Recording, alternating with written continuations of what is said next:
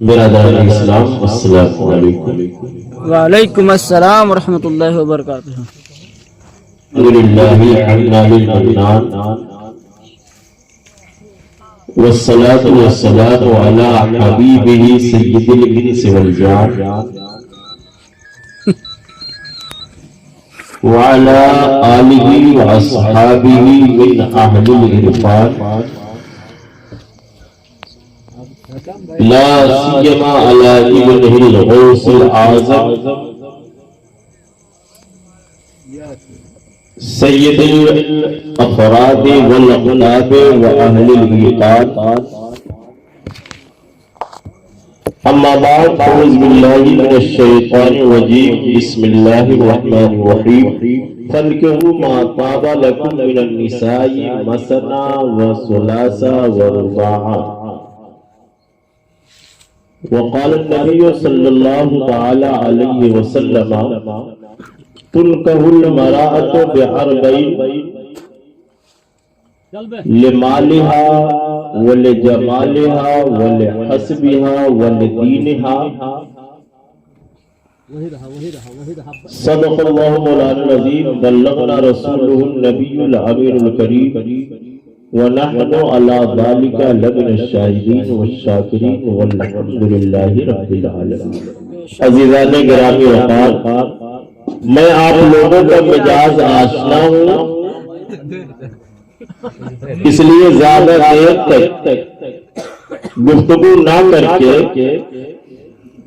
مختصر سے اوقات میں اپنی باتیں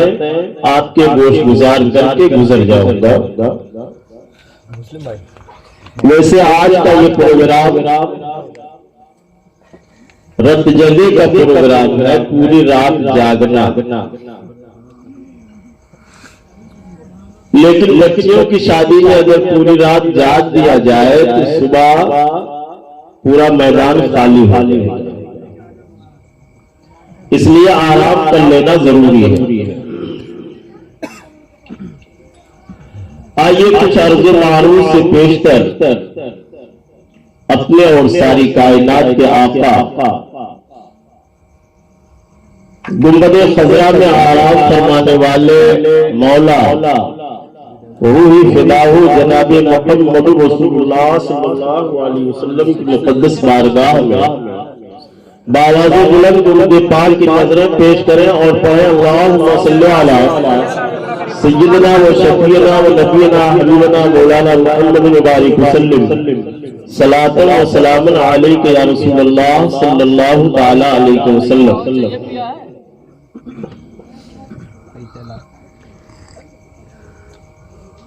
حضرات، 11ویں شریف کا مبارک مہینہ چل رہا ہے، جگہ جگہ غوث پاک کے دیوانے غوث پاک کی جو ہے نظریں پیش کر رہے ہیں، غوث پاک کی 11ویں غوث پاک کا ذکر چل رہا ہے، اور ہم اور آپ کا بھی اسی سے تعلق ہے۔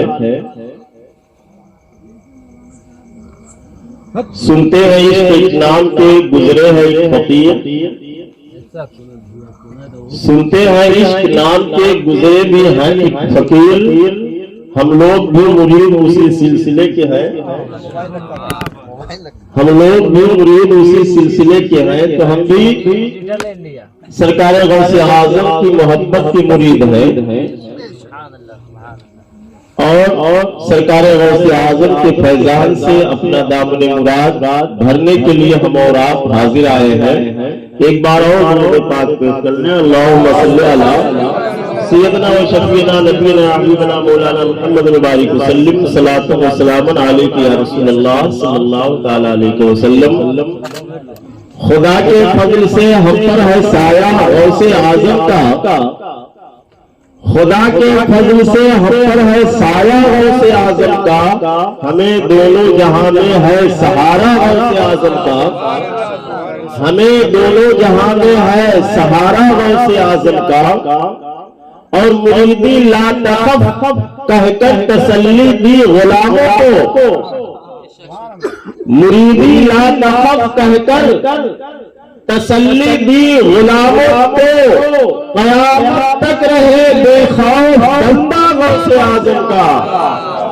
قیامت تک رہے بے خوف بندہ غوث اعظم کا۔ خدا کے فضل سے ہم پر ہے سایہ غوث اعظم کا، اور حضرات اس شعر پر ہر عاشق غوث الورا مچل جائے گا۔ ندا دے گا منادی حشر میں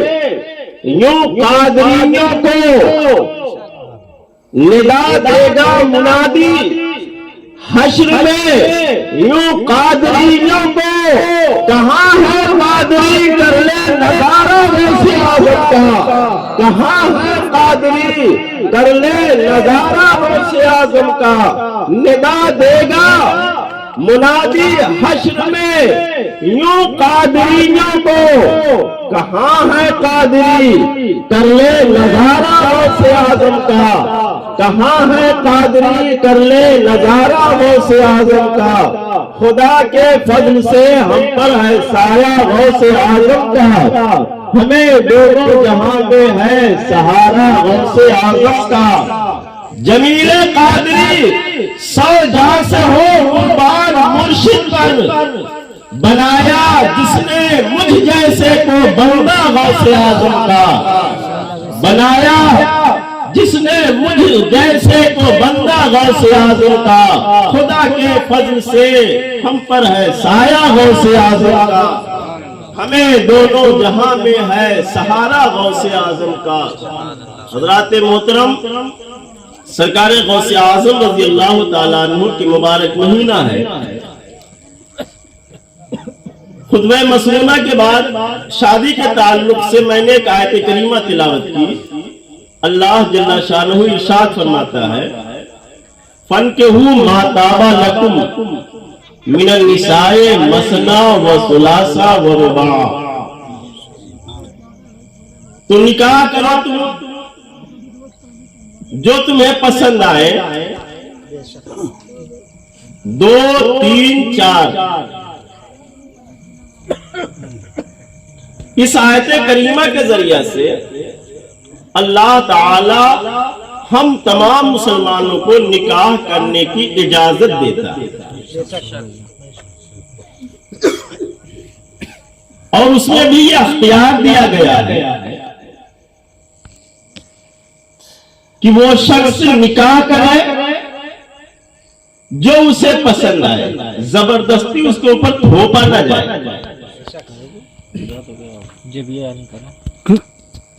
اور اگر اس کا جسمانی اور قلبی لگاؤ ایک عورت سے مکمل نہیں ہوتا ہے، اور وہ عدل کرنے کی طاقت رکھتا ہے، ہمت رکھتا ہے، سب کے نان و نفع کی طاقت رکھتا ہے، تو وہ 2 بھی کر سکتا ہے، 3 بھی کر سکتا ہے، 4 بھی کر سکتا ہے۔ آگے قرآن کہتا ہے وَأَلَّا تَخَافُوا أَن تَعْدِلُوا، اور اگر تمہیں عدل کرنے کا خوف ہو کہ میں ان کے ساتھ عدل نہیں کر پاؤں گا، برابری نہیں کر پاؤں گا، انصاف نہیں کر پاؤں گا، فواحدہ، تو ایک ہی پر اکتفا کرو۔ آج ہمارے انڈیا میں کنڈیشن یہی ہے، دوسرے ممالک میں 2 2 3 3 4 تک شادیاں کرتے ہیں لوگ، لیکن ہمارے اور آپ کے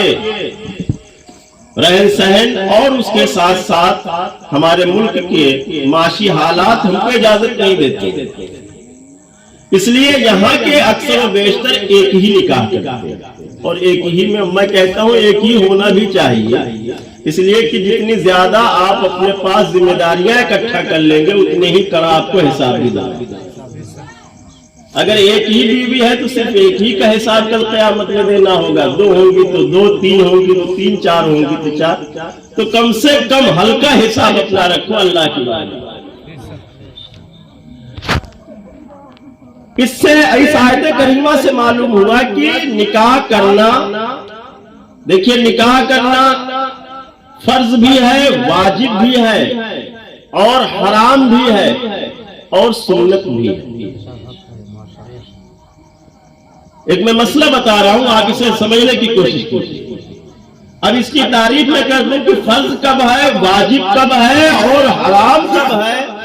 اور سنت کب ہے؟ اگر آدمی اپنے نفس پر کنٹرول رکھتا ہے، بالغ ہونے کے بعد نفس پر اس کا پورا کنٹرول ہے اپنے اوپر، اور یقین رکھتا ہے کہ مجھ سے کسی قسم کا گناہ نہیں ہوگا، میری آنکھیں کسی کی جانب مائل نہیں ہوگی شہوت کے ساتھ، میرا دل کسی کی طرف مائل نہیں ہوگا، ایسے نارملی پوزیشن میں اگر آدمی نکاح کرتا ہے تو یہ نکاح کرنا اس کا سنت ہے۔ لیکن اگر آدمی کو یہ یقین ہو جائے اور اس کی مالی حالت درست ہو، یعنی وہ حق مہر اور نان و نفقہ دینے کی طاقت رکھتا ہے، اور اس کے اپنے نفس پر کنٹرول ہونے کا یقین نہ ہو کہ میں اپنے نفس پر کنٹرول کر سکتا ہوں، ایسی صورت میں اس کے لیے نکاح کرنا فرض ہے۔ اگر وہ نکاح نہیں کرے گا تو گناہ میں مبتلا ہو جائے گا، اور اگر اس کو یقین نہیں ہے یا اس کے پاس ایسی کنڈیشن ہے کہ آج تو اس کے نان و نفقہ اور مہر دینے کی طاقت مکمل طور پر نہیں ہے، لیکن آنے والے دنوں میں وہ اپنا انتظام کر سکتا ہے، تو ایسی صورت میں اس کو نکاح کرنا واجب۔ اور اگر وہ یہ جانتا ہے میں کہ جس لڑکی کو، جس خاتون کو لے کر کے آؤں گا، نہ میں اس کا خرچہ دے سکتا ہوں، نہ اس کا حق مہر دے سکتا ہوں، اور نہ ہی میں اس کے ساتھ اس کے جسمانی ضرورتوں کو پورا کر سکتا ہوں، تو ایسی صورت میں اس کے لیے نکاح کرنا حرام۔ یہ نکاح کا معاملہ ہے۔ حدیث شریف میں حضرت انس رضی اللہ عنہ سے مروی ہے، آقا کریم صلی اللہ علیہ وسلم ارشاد فرماتے ہیں تنکح المرأۃ باربعین، کسی عورت سے نکاح کیا جاتا ہے 4 چیزوں کی بنیاد پر، 4 باتوں کی بنیاد پر اکثر عورتوں سے نکاح ہوتا ہے۔ نمبر 1 یہ مالہا، اس کے مالداری کی بنیاد پر، جیسا کہ آج یہی دیکھ کر کے لوگ شادیاں کر رہے ہیں۔ لمالہا ولجمالہا، نمبر 2 اس کے خوبصورتی کی وجہ سے،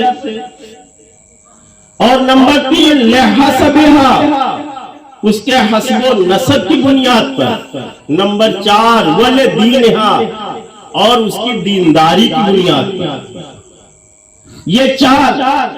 مفسرین بیان فرماتے ہیں، تمام محدثین بیان فرماتے ہیں، مال کے بنیاد پر جو شادیاں ہوتی تھیں یہ یہودیوں کے یہاں ہوتی تھیں۔ یہ یہودیوں کا طریقہ ہے کہ وہ مال کی بنیاد پر عورتوں سے شادی کرتے ہیں، اور حسن و جمال کی بنیاد پر شادیاں عیسائیوں کا طریقہ ہے، اور حسب و نسب کی بنیاد پر شادیاں یہ اہل حنوف کا طریقہ ہے۔ لیکن ایک مسلمان جب بھی نکاح کرتا ہے کسی عورت سے تو اس کا مطمع نظر اور اس کے نظر کا سب سے جس چیز پر جاتی ہے، وہ جس خاتون سے وہ نکاح کرتا ہے اس کی دینداری ہوتی ہے۔ اگر وہ اس کے اندر دینداری پاتا ہے، اگر وہ حسن و جمال پر ہو، اگر وہ مال و دولت لے کرتے ہیں، اگر وہ بہت بلند حسب و نسب بھی نہ ہو، لیکن اگر اس کے اندر دینداری ہے تو اس کے بنیاد پر ایک مسلمان نکاح کرتا ہے۔ اور آقا کریم صلی اللہ علیہ وسلم ارشاد فرماتے ہیں جو شخص دینداری کی بنیاد پر نکاح کرتا ہے وہی دونوں جہان میں کامیاب ہوا۔ بے شک، سبحان اللہ۔ لہذا اس حدیث پاک سے 2 باتیں ثابت ہوئی۔ نمبر 1